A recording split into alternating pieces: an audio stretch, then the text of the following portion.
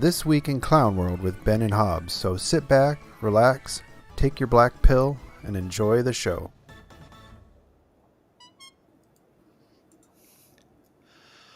Well, good evening, friends. It is once again time for This Week in Clown World, and silly me, we booked 2 guests for this evening, and we have nothing to talk about.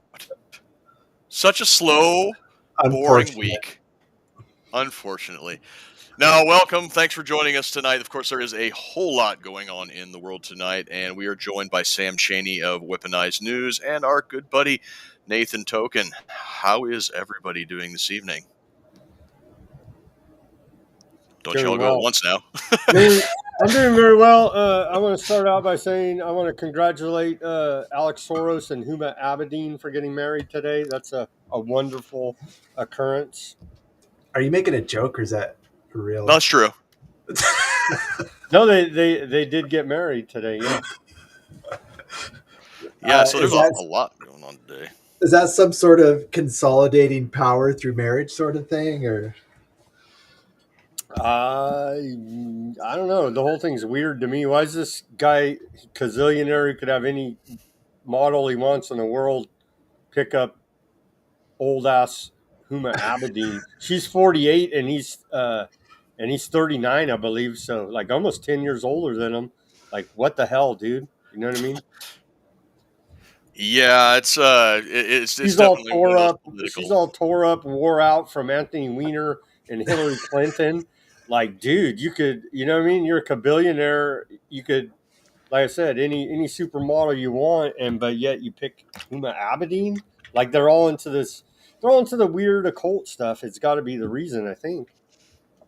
Oh yeah, undoubtedly, that's the only real reason. It's just a marriage of political convenience. There's probably some type of I don't know, maybe like a beard aspect going on because he's kind of a squirrely looking little guy that probably into some weird shit and just needs a wife for political cover or something or maybe they're just going to do some in vitro thing and try to make some Soros heir. Who knows? I don't know. She's 48, dude. She's like past her prime. It's like over for having a kid with that. Maybe he doesn't like birth control. Yeah, maybe. It's just weird. The whole thing is weird. And a bunch of weirdos. Of course, Hillary and Bill are allegedly going there. And Obama, Mr. and Mr. Obama are going there. All your elite liberals that care about the poor, they tell us, as they throw $1 billion weddings and laugh at everybody. Chuck $sign over here comment, it's been a great day. There was fireworks and a parade. War's a racket, man. Don't fall for all this military propaganda BS. War's a racket, as Smedley Butler told us so many years ago, and that still stands true today. Yeah. It really is, especially considering when he said it, wars were still fought for seemingly, national interests. Nowadays, wars are literally fought for the bottom line of defense contractors. But speaking of wars and everything, that seems to be the one that's on everybody's mind right now is Israel took a preemptive strike against Iran, claiming that they were close to nuclear weapons, which they've been claiming for the last 30 some odd years, took a preemptive strike and then said we're defending ourselves, which would be like me going over to my neighbor's house that I'm beefing with and shooting them in the head and saying that I'm defending myself. You're not working for the Minnesota government, are you? Because that seems to be their MO that we're learning. The other big news, there's political assassinations going on today in America. It's quite horrific, actually. Don't threaten your public officials. Don't do violence, of course. But I'm sure you guys saw that report. The Speaker of the House of Minnesota was assassinated at her house. That was crazy. And then a Minnesota senator was shot, him and his wife, but I guess they survived. Craziness, man. And the guy's wearing this weird Breaking Bad mask. Yeah, well, that's the other thing. How do you even know that the suspect was the guy doing that? I don't know. How do I we mean, he know was they're wearing a covered- mask, right? He was covered head to toe. I mean, he even had thick leather gloves on. Yeah, Yeah. apparently, from what I heard, they found documents and a kill list in his car. Yeah, which- because everybody I don't know that writes down kill list now. that when I heard that, I thought that didn't sound suspicious at all. They just Sounds found legit, dude. That's legit. And they- he had no King's flyers. I watched the police press conference and the cops even said it. I was like, what? Come on, man. Well, I saw the video because they had like a ring cam of this guy in this really creepy mask. I'm like, who is opening the door for someone in the middle of the night wearing one of those? People Trick or that trust treat, the man. government. He looked like a cop and they love the government. It was a government worker, a Speaker of the House. So they're like, oh, my friends are here to help me. And turns out, actually, no. I told Hobbs in the pre-show, anytime that one of these people does something like this and they have a hand-scrawled manifesto and kill list in their pocket, I'm like, all right. Something's fucky. Something's afoot here, right? And it's always weird, right? They can never it's never straightforward. So to me, from the little bit I read about it, they knew each other, the Speaker of the House and this alleged suspect. They knew each other. What's the name? Vance Luther Bolter. And they had worked together and they knew each other through the Walls administration, apparently. I've been following this fairly closely. So today. what give us the details then, because I haven't followed it that close. But like, I agree with you guys. It looks very fishy, man. All right, so from what I've been getting like a lot of information from just like various Twitter places today, and so apparently this guy, he's a doctor. He's got a doctorate in education, and he's got a couple of masters and other degrees. And he was involved in something called the Red Lion Project out of the Democratic Republic of Congo. He also owned a private security company called Praetorian Guard, which operated and was licensed in Minnesota. Oh, so this is on brand then. Yeah, precisely. So he has this the Red Lion thing. I've heard a couple of conflicting things, but it seems to be that it was some type of a refugee resettlement project that was tied in with the USAID fraud that people have been trying to cut. And so a couple of the theories around here is the Speaker of the House and this senator are both Democrats who voted with the Republicans in the Minnesota legislature to pass a bill which barred illegal immigrants from attaining Minnesota state-sponsored health care. So no more free health care for illegal aliens. And so one of the theories is that this guy, being a big-time lefty and a refugee advocate and all this other stuff, was pissed off about that and targeted these two Democrats because these were the only two Democrats who voted with the Republicans in the Minnesota legislature. And this is why he targeted them and killed them. The sort of deeper conspiracy is that so he was so invested in illegal alien healthcare that he's willing to kill people over it. That's one theory. That's the surface level theory, right? This is like the crime of passion. I'm a wacko Antifa guy, and this pisses me off and makes me so mad that I'm just going to go out and murder a couple of Democrats because they sided with the Republicans. That's the surface level one. The deeper conspiracy is that with the USAID fraud getting uncovered and all of the Doge cuts coming in through the rescissions packages, his Red Lion project in DRC was about to be completely defunded, and everything that this guy's been working for is going to get the rug pulled out from underneath of him.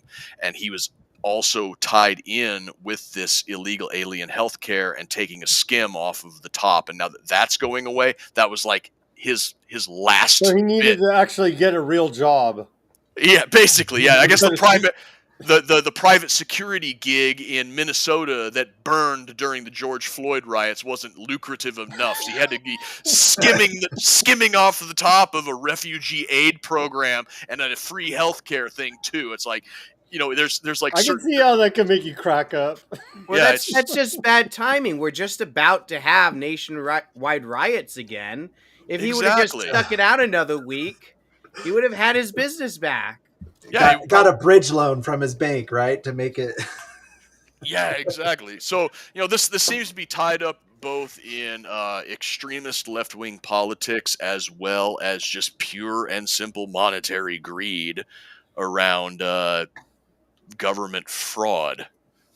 And of course, when it was initially reported, they all blamed Republicans, and then it turns out the guy was new. He Well, they're actually still knew him. trying to blame conservatives. I saw that some people were posting videos of him. Is he a pastor of some sort somewhere? He was involved with a church where he gave sermons, and he gave an anti-abortion sermon or something. And they're trying to paint him as some sort of Christo-fascist. Right. I mean, Because Yeah, both. there's if just you there's just oppose a lot. abortion, Yeah, there's a lot of stuff going on where some people are claiming that he was actually right of center, but he was also appointed to his position by the Walz administration. There's a whole lot going on. I didn't know about the possible sermon or anything like that. But yeah, there are people that are trying to call this a right wing false flag. Other people are, they're like, well, like you guys were saying, it's like, of course he had no King's flyers and a manifesto in his car. That's a little bit too suspicious. And it is. We are currently we have exited the springtime, and now we are in the summer of false flags, and they can come from both sides. So everybody needs to keep their eyes peeled and keep your powder dry. And what's going to come out of it? More gun control legislation. Push for more gun control is what's going to be the end result of it. Yeah, this is a pretty weak case to build a gun control case on, considering But they're going to say, "Hey, how dare DMC. you?" They're saying they're very political. Isn't that what old Tim Walz said at the press conference? He said it's a political assassination. Well, he's claiming it's a political assassination, but it was one of his guys. It was, but it was from his side. Yeah, he left that part out. I mean, what Exactly. has that ever stopped a Democrat from pushing gun control? I mean, but he does have 2 less votes in the legislature right now, so who knows if he can get it passed. I don't know. The head-to-toe covering of the guy just seems weird to me. And I mean, have they released how they found that stuff in a vehicle or? Right. Part of his disguise, being a private security contractor, is that he had access to vehicles that were very convincing facsimiles of a police vehicle. I saw a picture of one. It says Praetorian on the side, but it's in that humongous, like, dark brown with gold outline that you usually see like police or sheriff written on the side of a car. Well, it says Praetorian, and if it's like in the middle of the night and a guy in a uniform knocks on your door, and you look at your Ring camera and you see this, like, it starts with a P. Maybe you're a little bit tired. You think it's police. So he instead of did this in his Praetorian. work vehicle with his logo on the side? Brilliant. Yes. The fact that he was covered head to toe, he had a uniform, he used a convincing copy of a police vehicle, manifesto or whatever. This is a week after the vote in the Minnesota legislature, so this was 100% a premeditated hit on these two. Now, whether or not we actually find out what the truth is, it could be a combination of things, but it was definitely not a heat of the moment crime of passion. This was a premeditated op with a lot of preparation that went into it. I never understand why they make a kill list or why they try and plant kill lists on these guys. When is an actual killer that non-conspiracy one ever had a kill list in their pocket? Like they were like, shit, who is next?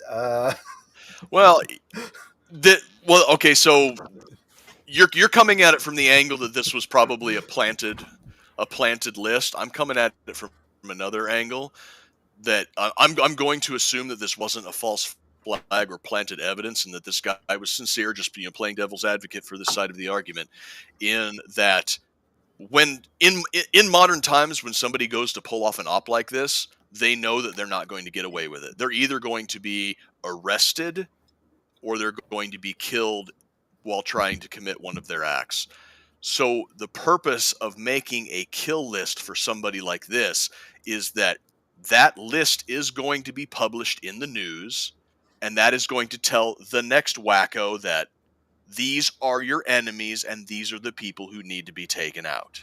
So then the next person can just pick up where they left off.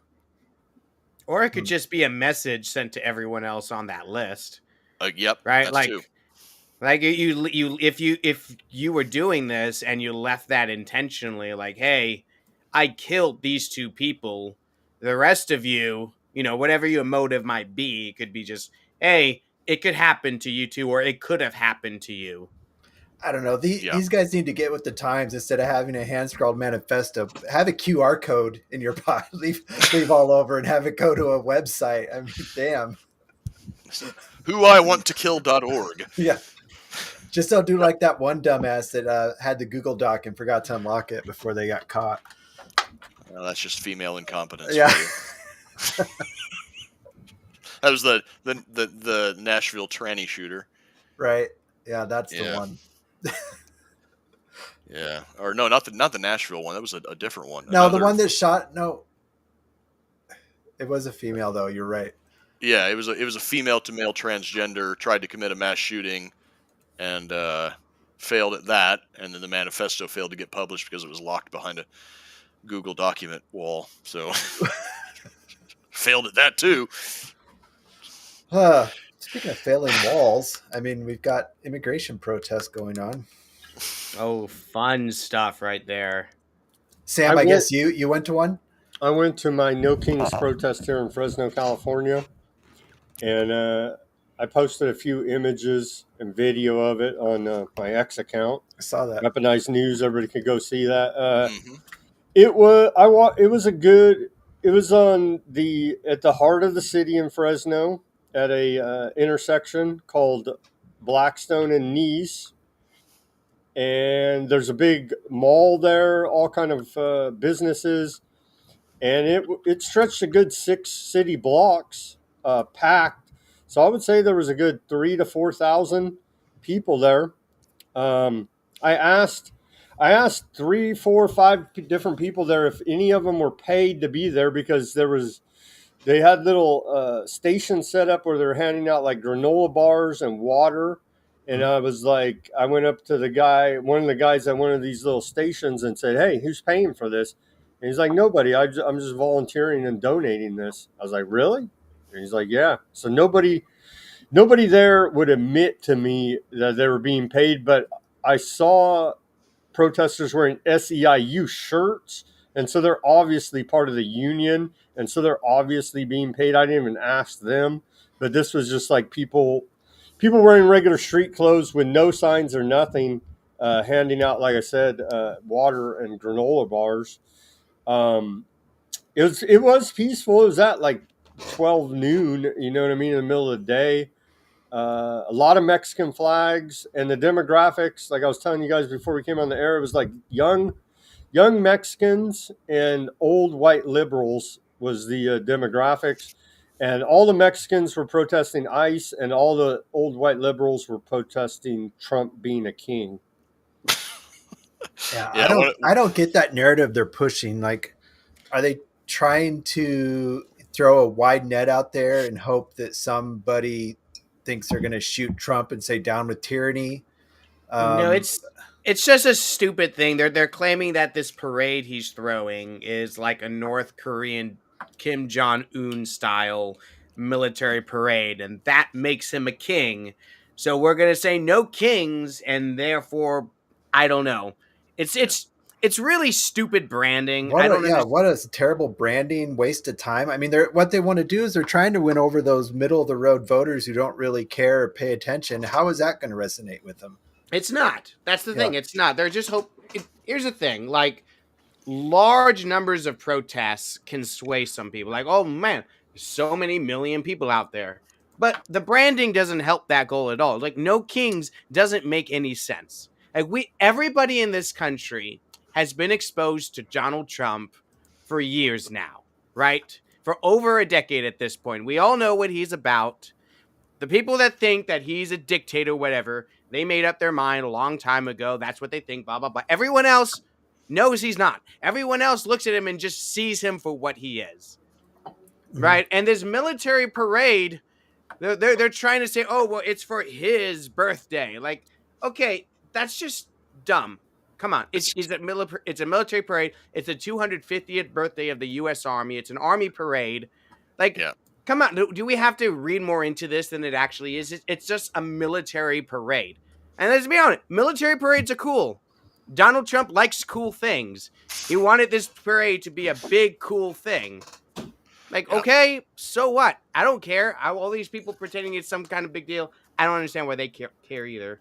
See, what you don't understand though is that when the founders first constituted the army, they knew that today would be Donald Trump's birthday in the future, and so they coordinated the founding of the army on this day, just for this. But yeah, you're right. It's Flag Day too. It's Flag Day too. It's the 250th birthday of the Army, and you are right that it is an Army parade. The Air Force isn't there, the Navy's not there, the Coast Guard's not there, the Marines aren't there. It's The in Navy's celebration going to the of Pride Day parade. You know who was there?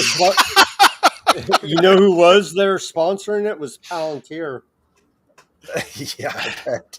That's another story that we can go into. There's so much shit happened this week. Well, If you go, but quickly back on the No Kings, if you go to their website, nokings.org/partners, you can see their totally establishment. It is AstroTurf, supported by the establishment, by nonprofits, NGOs, and unions.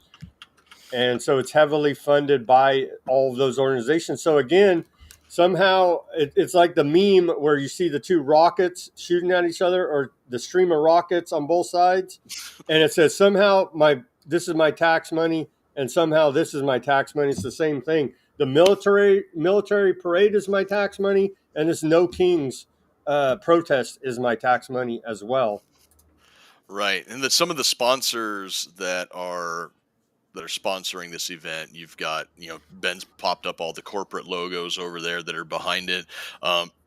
What's her name? The Walton heiress, the Walmart. Yeah, I saw that. Heiress was she put a big money into it. Yeah, big sponsor of it, and there's a husband-wife duo that are the people that are being put out there as like the two main honchos behind the entire thing, and they're literal communists.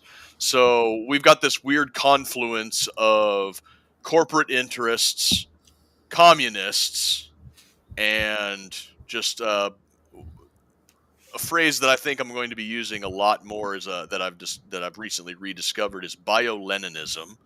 Bio-Leninism. Okay, so traditional Leninism is taking the lower rungs of society from an economic and social class perspective and building them into a coalition with which to overpower and overthrow the ruling elite and the bourgeoisie.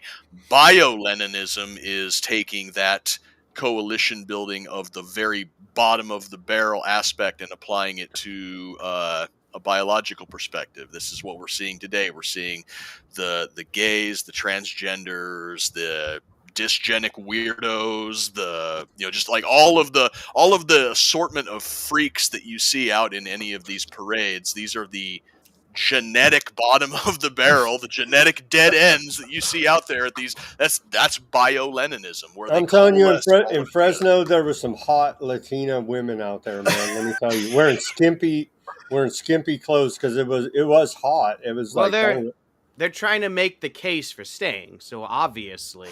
I mean, Trump needs to make that exception.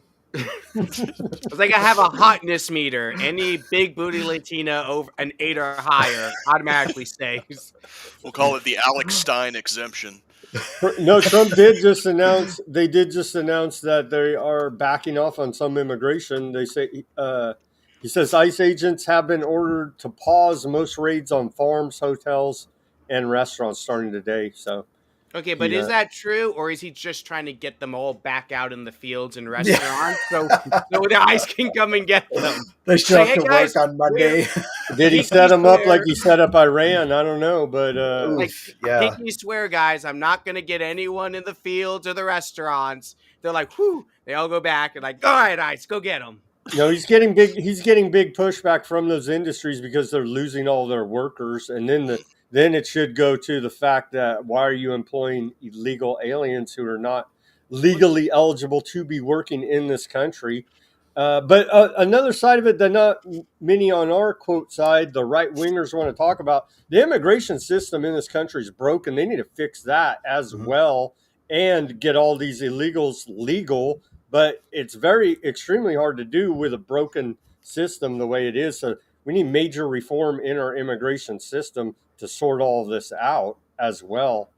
The worst thing is it's possible to fix it too, but it's that wedge issue that neither of them wants to fix, because then they can't bang it on our divide heads us every anymore election. if we had a legitimate immigration That's system. why I was so surprised. And why? Okay, I get going after the legal criminal guys. Go arrest Mayorkas. Go arrest all the Biden administration who enabled this in the first place, the top kingpins. We had Bobby Kennedy Jr. tell us that HHS under the Biden administration collaborated in human trafficking. Okay, go arrest all those people in the government now. They refuse to do it. I'm going to go get Joe Blow, Jose, picking lettuce. And it's like, no, that's very low-hanging fruit and easy to do. Go arrest the top kingpins in this whole operation, starting with Mayorkas, former Department of Homeland Security head. Yeah, somebody down in the comments just pointed out, and I was going to say this, that Trump has been getting a lot of pushback from the various industries, but I think it was Judge Andrew Napolitano I saw on Twitter pointed the finger squarely at the current ag secretary, whose name escapes me right now, as Rollins, the prime. Brooke Rollins. There you go, as the prime mover on getting this farm worker exemption put in there. That's the whole point, though. Like, the entire point is that all these industries are hiring people that they shouldn't be hiring. So this talk about, we're not gonna crack down on them. Like, then what are you doing then? What's the point of any of this if not to crack down on these industries who are hiring people they're not supposed to be hiring instead of American labor? That's the whole thing. That's the whole pitch, right? Yeah. Yeah. Let me tell you guys the racket real quick, because I worked over here. I don't know if I told you guys this before or not, but I worked over here in California, Central Valley agriculture industries for like a good 7-8 years. So I know it well. I worked in accounting, payroll.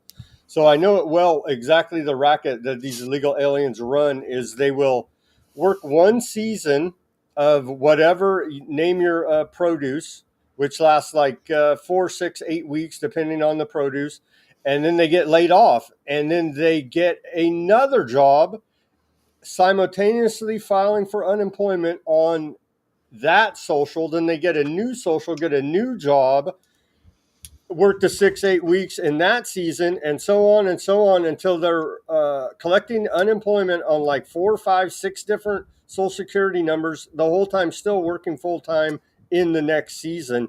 And that is how a lot of them, I'm not saying all of them, obviously, but a lot of them are running this racket, and it's screwing up our unemployment system. It's they're stealing people's identities. And they refuse to enforce any of it in the state, at the state level. That's what happened here in Nebraska when they raided the meatpacking plants. That guy had used E-Verify. All of them had passed, but like half his crew was all stolen identities. That CEO was full of shit. Well, I'm sure he knew. The guy knew. He 100% knew. But yeah, that's what they do. They either steal someone's identity, or they get somebody that they know that's here legally to lend them their identity. But it's no secret. Is what the thing I'm saying is, it's known that exactly how it works in agriculture. It's literally known. So right. And then they can't sit there and say, "Oh, we didn't know," and act stupid. They know exactly what's happening. It's this whole thing with these riots in LA and this immigration controversy that we've been having really goes to show, to me at least, that Democrats haven't learned a damn thing since November. Like this is the issue that got Donald Trump elected twice was immigration. He promised to close the border in 2016. Then he lost in 2020. Biden came in and we had millions and millions of people flood across the border. And people got sick of it. People got sick of being gaslit about it. People got sick of the media lying to us, telling us there was no issue. And then for the Biden administration to have the goal to say in year 4 that it was Trump's fault for not supporting his BS bill that he put in the last minute to try to give himself plausible deniability. It's ridiculous nonsense that they're falling into this trap, because this is Trump's number one issue. Immigration is the issue that he wins in. It's issue Republicans win in. And for Democrats to come out so hard against crackdowns on illegal immigration really just goes to show you that they need to go through what the Republicans went through after the 2012 election. Because if you remember, they ran John McCain and Mitt Romney to beat Barack Obama, failed miserably in both cases. And the Republican Party needed a reset, right? They had the old neocon factions needed to be wiped out of the Republican Party. And Donald Trump came in and reset the GOP. It's not the same Republican Party it was before he showed up. And the Democrats, I think, they're going to go through that same process too, right? They didn't, losing in 2016, they thought that was an illegitimate election, so it didn't count. And they won in 2020, so they thought, okay, it's all good. We can just keep going the course. And then they lost again this last election, and they're going to lose the next election because they're not going to change course. But well, they are kind of changing course, but they're changing course in the wrong direction. They're kind of leaning into the AOC wing of the party rather than the more moderate centrist wing of the party. Well, just look at what's going on, right? They need to change on two big issues that are easy to change on. The trans issue, they need to change on that because that's just an obvious loser. It's Pride Month, dude. Be careful. And where's all the news on Pride Month been? It's been nowhere. It's been all immigration news, which, quite frankly, is music to my ears. Like 25% of the big corporate sponsors pulled out this year. Right. But, like, they need to change on that, and they need to change on immigration. I don't think any of these Democrats who were talking up open borders for the last 4 years have any chance of winning the next election. I don't think Gavin Newsom has a chance. I don't think AOC has a chance. I don't think Harris has a chance. Gavin Newsom's turned out. He doesn't have anywhere else to go except for president. Right. Maybe he'll run for Congress. I don't know what else to do. This was his chance to turn on this issue. This was his chance to go to the middle, right? But he instead chose to, talk to his base. All these people rioting in LA. They still think that immigration is what's going to get the Hispanic vote to go for them. But that's not how this works, right? Like, Hispanics in the United States who are citizens of the United States have no reason to support illegal immigration. No reason at all. And it's so frustrating to me to see all these leftist progressives pretend that just because you're Latino or Hispanic in the United States that you need to support illegal immigration, right? Like I'm a natural born Hispanic citizen of the United States. My parents are from Puerto Rico. My grandparents are from Puerto Rico. And they pretend, you talk to these people. They act as though I have some familial bonds with Mexican nationals. Like I have some kind of shared identity with foreigners from Nicaragua or Guatemala or Panama or whatever. But that's bullshit. Like, my interests are the same as any other American in this country. My interests are to not have a bunch of foreigners flood into my country and make my country worse. You don't want them undercutting your wages? No, I don't. Well, that sounds hateful. You sound hateful to me. You don't even want him. Nathan doesn't even want him cutting his grass, let alone his wages. I thought it was funny. I saw somebody in the protest waving a Puerto Rican flag. It's like, that's an American territory, bud. Yeah, that's they want statehood. They want statehood. It's like if I'm down there waving a Nebraska flag in a protest, it's like, what is that guy doing? Like that's just and who is the primary victim of illegal immigration? It's American Hispanics.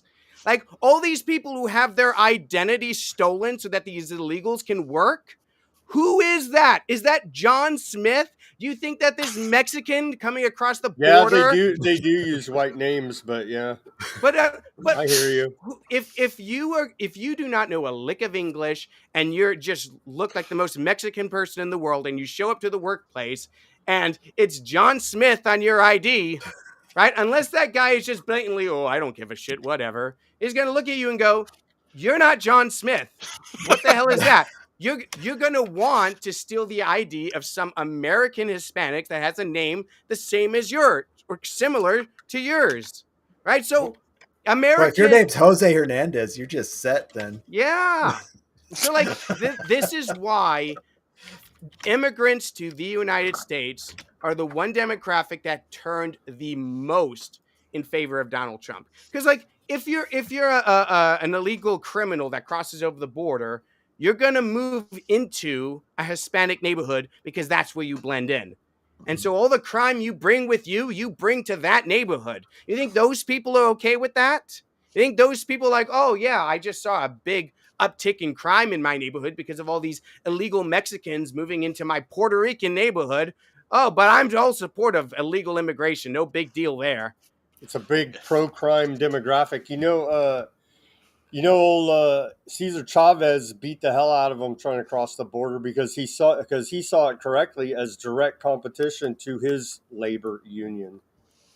Yeah, and he literally like would find illegal immigrants and beat the shit out of them. And he's a left-wing champion of immigration. Somehow they conflate it and don't tell the true, real story about what all went wrong. The legal Hispanic Americans around here, they take advantage of the illegal ones like crazy. I mean, they know they've got cheap labor and just abuse the shit out of them. So, that's their prerogative, I guess. Yeah. Did you see Jasmine Crockett getting up in a speech and being like, "We're done picking cotton. That's why we need legal immigrants." Like, God damn it, woman, what is wrong with you? She's my favorite. She's my favorite Democrat now. It was that Indian guy, but I found out that he abused dogs, and so now it's her again. Did you guys know? I just looked it up. Operation Wetback, which is not racist. It was actually, I guess it is racist by the federal government. But there was Operation Wetback carried out under the Eisenhower administration, lasted 3 to 4 months from June to September 1954. And in that time, they deported anywhere between 300,000 and 800,000. Some figures even claim 1 million people in a 3 to 4 month period. That's where the name came from. That's why people call Mexicans wetbacks now, because of that. I understand it's derogatory, and I'm not trying to be offensive. That was a real operation put on by the federal government under the Eisenhower administration.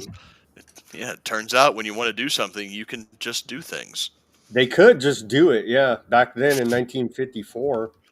I saw a good Instagram reel. I was like, is this the America that you conservatives really want? And it was a bunch of black guys doing cement work, and it looked like shit. What the hell? It is the America I want, damn it. It was the worst looking concrete I ever saw. Like so I don't know if that was really his crew now or what, but he was recording a video, and he's like, is this America you guys want? It's really crazy that these guys think that waving the flag of a foreign nation in their protests and saying that, oh, well, this land used to belong to Mexico, therefore it should belong to Mexico now. Like, you guys are just openly saying you hate this country, and you're expecting, for whatever reason, that voters are going to gravitate to that come the next election. Or maybe you don't even care about elections. Maybe you bought into this bullshit that there's not going to be elections, and you're just openly agitating for civil war, which if you got that, you'd lose in a month. So I don't even understand the thinking here. Like, there's no positive outcome here for you. Right. So we were talking about this before you came in, Nathan, right before the pre-show started. And the argument that's being made by a lot of the a lot of the protesters is that, yeah, this used to be Mexican land, or it's our ancestral home, or any number of arguments. There was one. I think he's the president of the Mexican Senate. Made I don't even know if I want to call it a joke or a tongue-in-cheek comment or whatever it was, where he said, he's like, yeah, we'll build the border wall and we'll pay for it as long as it's on the 1830 border, and it's like the entire Pacific Northwest down, cut like halfway through Texas or something like that. And a lot of people are making the counter argument that that land, the entire western almost third of the United States, was ceded to the United States in the 1848 Treaty of Guadalupe Hidalgo after the Mexican-American War, a war which Mexico lost so badly that our United States Marines were occupying Mexico City. Like, that was our territory. And then we signed the Treaty of Guadalupe Hidalgo, drew the borders where they currently are, paid the Mexican government $15 million for that entire western third of the United States. It's like that Trailer Park Boys meme where I'm going to literally pay you $100 to fuck off. And and so that's where the border. So not only did they lose, we paid them to fuck off, and that's where the border sits right now. But the problem with making that counter argument is that the people who are protesting that this is Mexican land, they're not making the argument from a nationalistic perspective. They're not making it on behalf of the nation state or the government of Mexico. They are making a purely 100% ethnic claim to that land.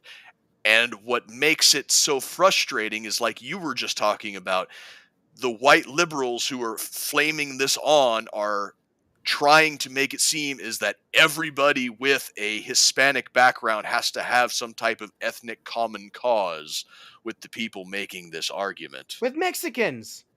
With Mexicans. Like, dude, like Puerto Ricans, Cubans, Central Americans, South Americans are not the same thing as Mexicans. They're all the same It's to like, white people, dude.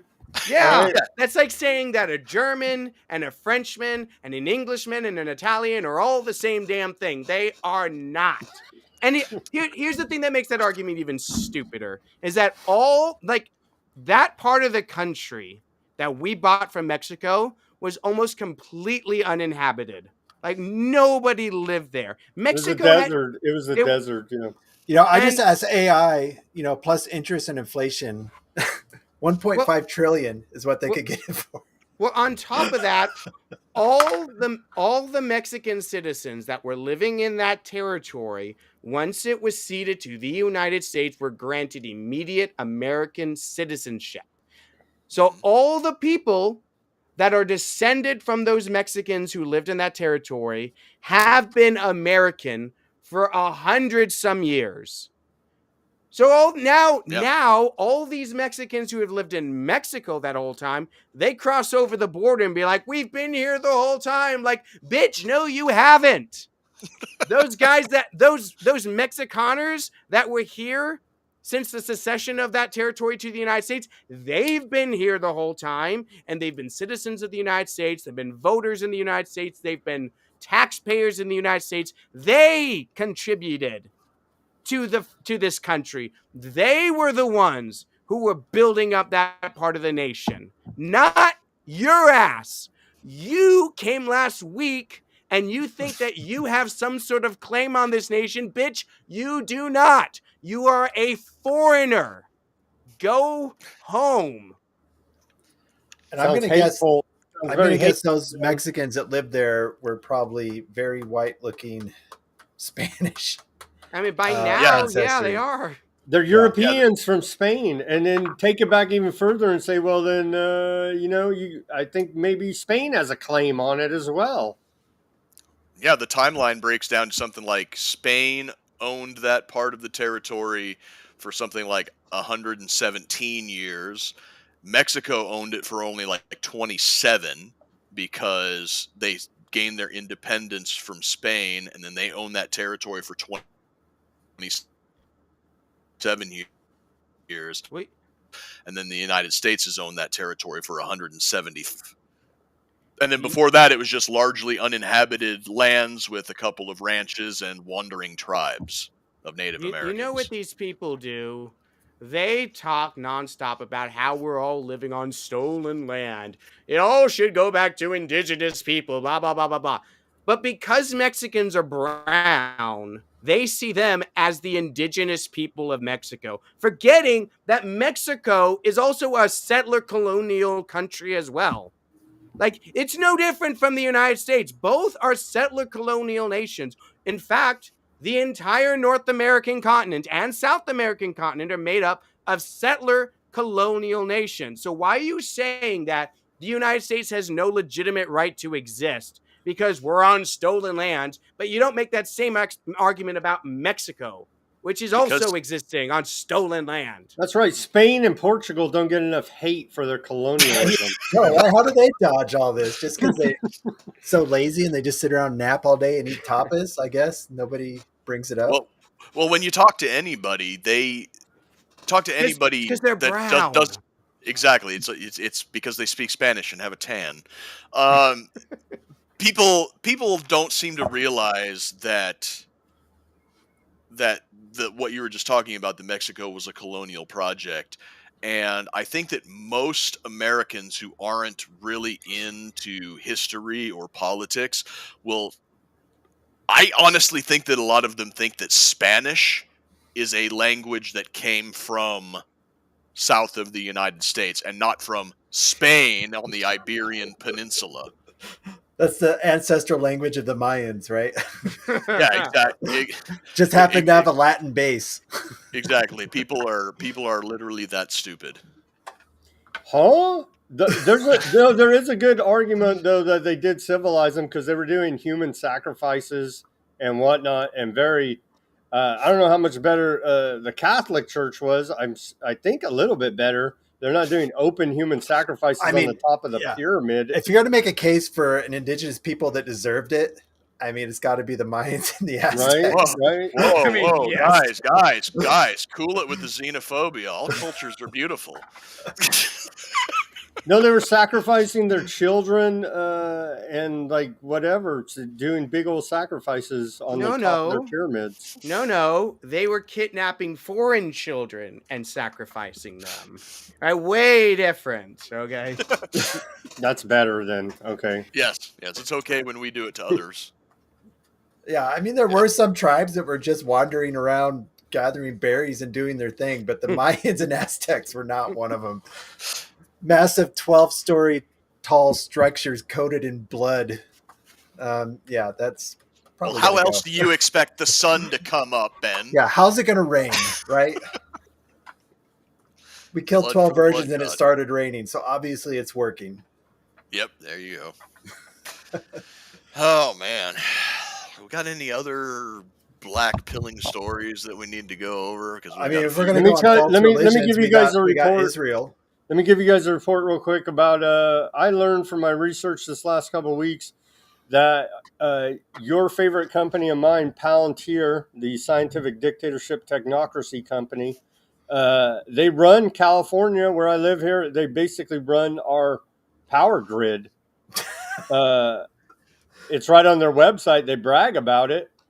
Anybody can go there, and you should go there and see what all they're involved in. They run PG&E, Pacific Gas and Electric, which is my power provider, which does like Central and Northern California. And then Southern California is Southern California Edison. And they also run that with their Foundry operating system. And so essentially the CIA runs California's power grid. And I think that's extremely disturbing, and nobody seems to care about it. And considering the interconnectivity of power grids in the country, it's not just California's power grid, because Texas is the only state that has a completely disconnected and independent power grid. And on top of that, in the last 5 years, they've increased rates. PG&E has increased rates 60% in the last 5 years. But they tell us through using Foundry Palantir operating system, they're increasing efficiency. That's very good, I guess. That's the green energy boondoggle. But You but pay let me more. give you a white pill so we don't all black pill on this. The white pill about all of this is you can opt out of the smart meter. If you have PG&E service, you can go to PG&E website, fill out a form, and they'll pull off the smart meter because they installed them all on everybody's houses and businesses like 15 years ago without asking anybody. They just did a massive, update of the system, took off your analog meter, put on a smart meter, and so we didn't give consent, and everybody just blindly goes along with it. You can opt out, fill out a form, you pay. I've done it. I did it like 15 years ago or like 12 years ago now, probably. You fill out the form, pay like $15 extra for like 3 years because you have to, they say, PG&E says you have to pay, they have to pay the guy to manually come read your meter, your analog meter. And so you pay him like $15 extra for like 3 years and then you're good. And you have an analog meter and you don't have your smart meter part. Yeah, I bet that's like the scene in Monsters Inc. You know, we got a 2319. They're like, we got a guy opted out of a smart meter. Whoop, whoop, whoop. I thought, let me tell you, they lie. They lie to you. I had to jump through all kinds of hoops, hours and hours on the phone with them, arguing about it. And they finally, let me do it because it's legitimate to opt out of the smart meter program. There's no law that says you have to have a smart meter. And so everybody, I would advise you opt out of the smart meter program if at all possible. Take a look at your energy provider, and I'd be willing to bet there is an opt out option there, and that's a big way to put a little chink in the armor of the technocracy that they're rolling out at warp speed here upon us. Push button ability to turn off power for whole neighborhoods. Now, there was a conspiracy theory during the LA wildfires that the smart meters had something to do with the. It's not a conspiracy theory. Anything with a lithium-ion battery, if it reaches a certain temperature, it ignites like, I forget, even like 5-fold the intensity of the fire.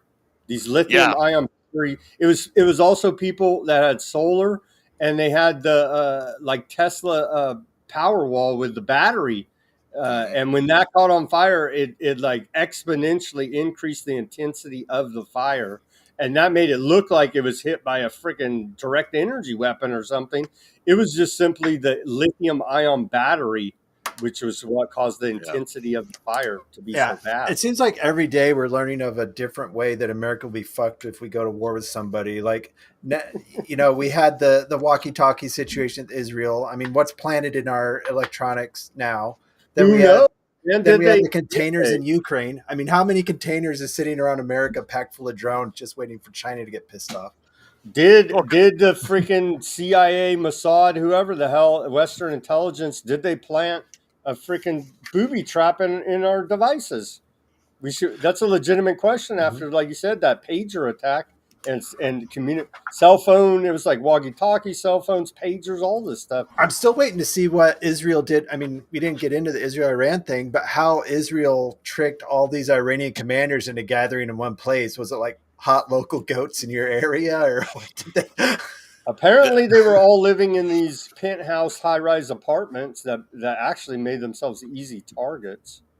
Yeah. Yeah, so that's how they got them to gather. I mean, what did they do to make them gather? They sent messages from all at one party at Habibi's, or that I don't know how they got them all together, but they didn't seem very concerned about their security, oddly enough. Right. One of the things that's kind of coming out about that right now is the fact that Israel had deeply planted assets within the Iranian, both the military command as well as the nuclear. Didn't they do a program. Trick, almost the same kind of trick as Ukraine, smuggled in autonomous drones? Yep. The same way as Operation Spiderweb that Ukraine just pulled off like 2 weeks ago, where they smuggled in a bunch of drones and were able to remotely set off the operation that way. Yeah, exactly. I mean, Israel's done that before. They had Iran made a division of people that were supposed to find Mossad agents in Iran, and it was made up entirely of Mossad agents. Did they find any? I don't know. Just Epstein. Well, what if you Have you guys seen the joke? Real quick. Sorry. Have you seen the joke? They said smoke over Tel Aviv signals we have a new Epstein. Have you yeah, seen that joke going around? white Like white the Pope right at the yeah. conclave when they put out the smoke. Yeah, white smoke over Tel Aviv. We have a new Jeffrey Epstein. No, but I was listening to clips of podcast of the Lotus Eaters today while I was at work, and they have a new contributor on there. His name is Firas Modad, and he's a geopolitical analyst. He's a Middle Eastern guy, and he had an interesting theory about the possibility that the reason that Israel was so adept at putting these deeply embedded intelligence assets within the Iranian high command as well as the nuclear command was because the people of Iran are getting fed up with the Islamic revolution aspect of the Iranian government and are looking to possibly overthrow the government in the near future, because the way that he put it was that the promise of the Iranian Islamic Revolution was that we would bring the glorious revolution to all Muslim nations of the Middle East. We would topple the little Satan, which is Israel. We would liberate the Palestinians. And then through global jihad, we would topple the great Satan, which is the United States. That was the promise of the Iranian Revolution. And now after almost 65, 70 years of that, they've seen defeat after defeat after defeat. They've completely lost control of Syria. The ruling government in Saudi Arabia is like their mortal enemy that's really cozied up to the West and is cozying up even with Israel through the Abraham Accords. They were shooting down rockets, I guess, Saudi Arabia was. I don't think that they were shooting down rockets, but they were allowing American and British assets in their airspace to shoot down the rockets. I thought I saw something saying that Saudi Arabia was being actively involved in shooting down the rockets. Maybe. I had just heard that it was Western assets, but the same thing with Jordan, too. Jordan was allowing U.S. and British assets to intercept Iranian missiles. So the point that I was making, or that this Firas Modad was making, was that the people who should be the highest in command of the Iranian military and government are actually looking to be like, well, the promise of the revolution has not come to pass. We are failing at every turn, and it's time for this revolution to come to an end. Maybe it is time to finally re-Westernize, because Iran was a fairly progressive country in the 1970s before the Shah was overthrown. So they want a pride parade? Is that what you're trying to tell me? Yeah, that's not re-Western. All this for a freaking pride parade? Damn. Well, when I say re-Westernize and progressive, I don't mean that in the modern pejorative sense. I mean that they want to kind of join the rest of the civilized world and stop being a terrorist sponsoring pariah state, as the media tends to always call them at every opportunity. Yeah, it's the axis of evil, right? Aren't they part of the new axis of evil? Iran, the BRICS, Iraq, and North Korea. And it's like Iran and Iraq hate each other, and North Korea's like, why the fuck are you lumping us in with them? We don't talk to those guys. if you think about it, Iran has just been forced to take it on the nose over and over and over again. It's just like Israel and the United States. Whenever we really want to kill some high-ranking Iranian, we just do it. And what does Iran ever do in response? Right? Like, what was it last year when they sent a bunch of missiles at Israel? But they're like, all right, Israel, all right, America, we're sending a bunch of missiles. We're going to do it. And then they hit empty tarmacs in the desert. But that was a small flare-up, but they're directly bombing Tel Aviv. They're directly bombing the city centers right now as we speak. Yeah, I told Hobbs I was impressed. They had hypersonic missiles. But they can't actually do anything. I mean, what is the most that Iran can do? They I think we're going to find out. Israel. I don't think we will. I don't think What? we will. I think I think Iran is going to take it on the nose again. They're going to do the same thing that they always do. They're going to do these But like symbolic Hobbs is saying, attacks. they can't. Their population won't allow them to back off this time. Right. I don't know So about that because they've they're taken it in on the nose so many times. they're in kind of a quandary right now. But at the same time, I think that the population of Iran is also a little bit fed up with the constant saber rattling at the West and at Israel. I think that for the most part they see the prosperity of everyone around them. They're tired of being the odd man out. They're tired of taking Russia's secondhand crap And the and Sharia law kind of stuff too. Like you the say, Sharia. they Yeah. they want to be westernized. You don't get beat up if you're a woman if you don't wear the freaking beekeeper outfit and all this kind of behavior. Yeah. So I think that what we're seeing right now is going to be the extent of it. Israel's going to launch a lot of missiles at them, and they're going to launch a lot of missiles at Israel until it finally gets to the point where one side or the other says, like, okay, that's enough. Is But America going into this war? There's all these reports. Israel's asking for America to directly enter the war, not just shoot down the yeah, missiles, but actually attack Iran. Do you think I Trump don't is going think to go so. ahead and make the call to I don't think it all? will. We have all kind of assets over there. Aircraft carriers, troop bases all over the place. Like we have a That lot. That's how you'll know that this isn't symbolic if they attack our bases in a meaningful way. Yeah, If if you they got do any that, then any it's not balls, symbolic. Iran. And Right. then, but then see, then it escalates to China and Russia may just jump in, and then you got a world war going on there as well.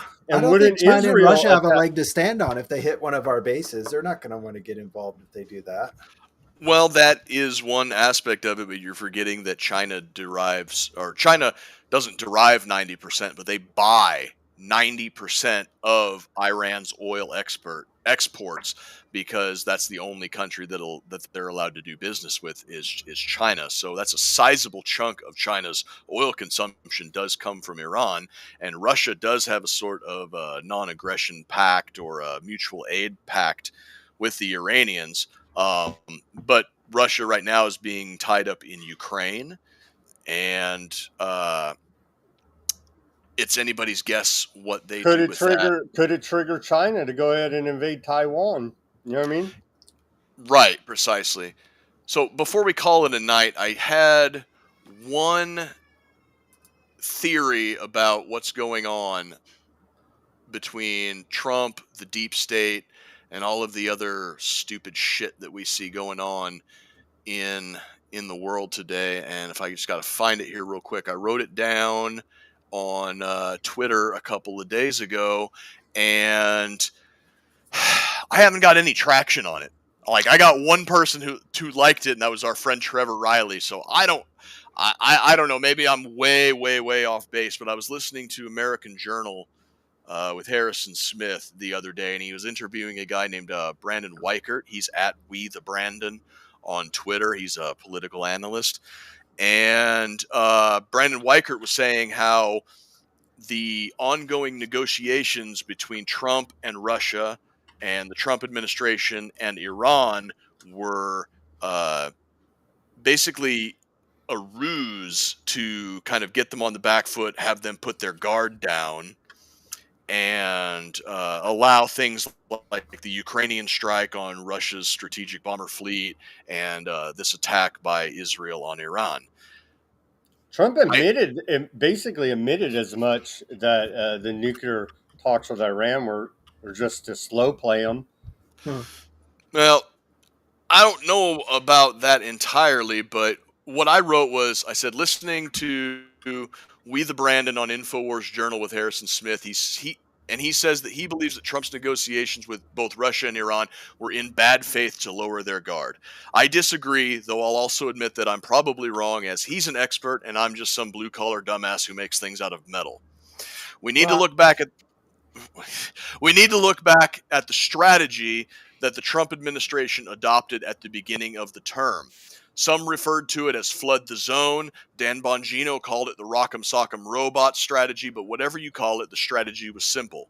Simple and blunt, to use whatever powers at your disposal, like executive orders, legislation, police powers, whatever, to enact your agenda so rapidly that the opposition wouldn't be able to keep up and formulate a coherent countermessage. Initially, it worked. By the time the media and the Democrats, but I repeat myself, had managed to draft their hysterical response, the administration had already moved on to the next thing. But the real power isn't the Democrats or the legacy media or even our own intelligence agencies. The real power are the people whose names that we don't know and probably never will. They say they saw the administration's flood the zone strategy, the popular will of the American people as executed by the Trump administration, and said, "That's cute. We can play that game too. Except when we do it, we play the big boy games." These people see Trump trying to enforce basic border control and counter with a nationwide color revolution, spontaneously and overnight. They see Trump trying to negotiate a deal between Ukraine and Russia in a war that was meant to drain the last remnants of blood and treasure from Europe, and countered with a tactically stunning and coordinated drone strike on Russia's strategic bomber fleet, which was outside and vulnerable to attack thanks to a convoluted treaty the day before sit-down negotiations between the two sides in Turkey. They see Trump trying to negotiate a nuclear energy deal with Iran, a deal which would potentially bring peace and stability to the Middle East, and they counter with a preemptive Israeli strike, again, one single day before sit-down negotiations. The reorganizing of the international trade and monetary policies that perhaps would have allowed for a new age of technology and prosperity was countered by interest and market manipulations that began unraveling the entire plan.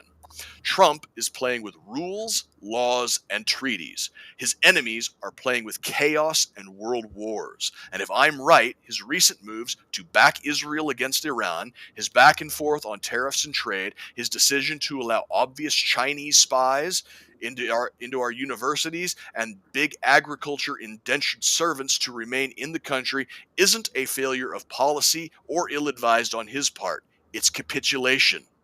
It's implicit admission that he and his agenda are surrendered to the real powers of the world, that he and his circle are unable to play the great game at the level of those who've been subtly playing behind the scenes for centuries.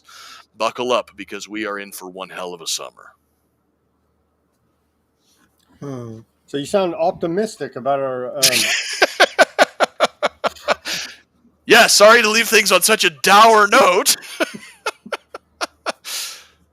But I thought I'd throw that out there, and if anybody wants to go look at that on Twitter, you're more than welcome, because I still can't believe that has gotten more than one like. I thought I did a good job there, guys, but whatever. That was a pretty good analysis. I would just add that I think Trump's in on it, and I don't trust the government at all.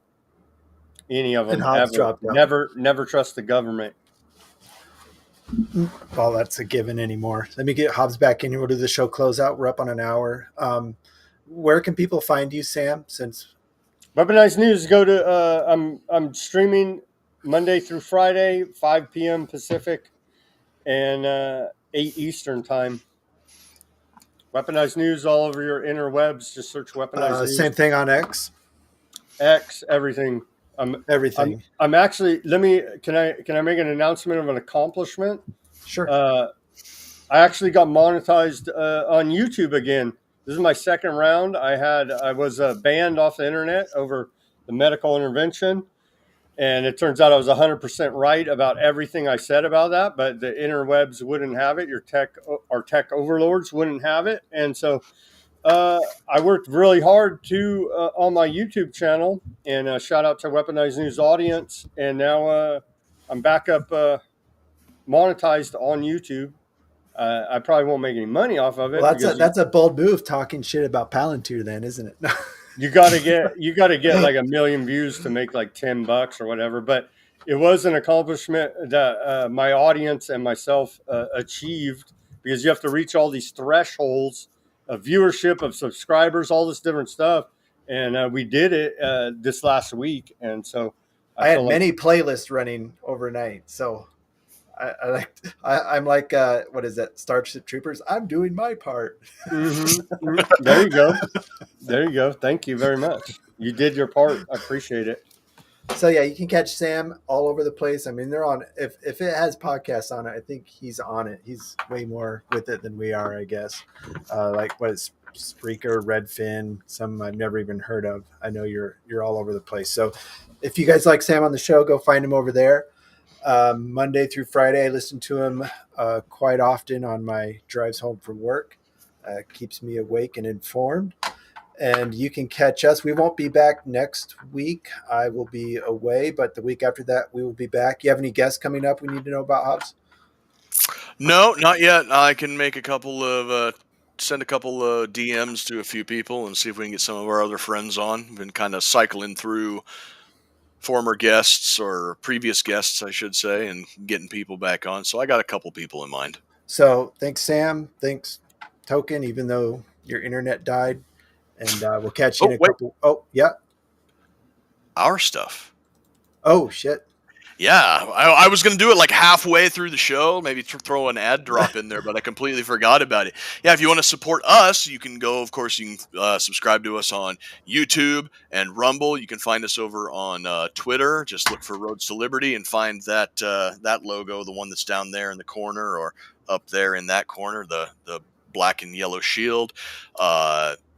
You can go to roads2liberty.com and get some freedom swag.